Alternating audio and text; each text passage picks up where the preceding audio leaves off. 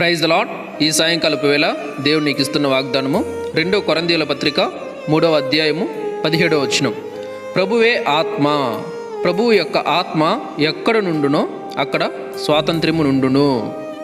ఇక్కడ ప్రభువే ఆత్మ, ప్రభువు యొక్క ఆత్మ ఎక్కడైతే ఉంటుందో అక్కడ స్వాతంత్ర్యం ఉంటుంది. అంటే దేవుని ఆత్మ ఎక్కడ ఉంటుందో అక్కడ ప్రేమ ఉంటుంది.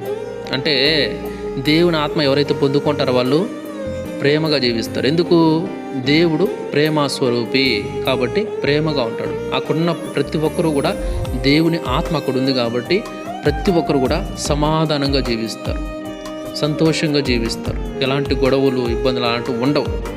కాబట్టి ప్రభువే ఆత్మ కాబట్టి ప్రభువు యొక్క ఆత్మ ఎక్కడైతే ఉంటుందో అక్కడ అందరికీ కూడా స్వాతంత్ర్యం ఉంటుంది, సమాధానం ఉంటుంది, నెమ్మది ఉంటుంది, సంతోషం ఉంటుంది అని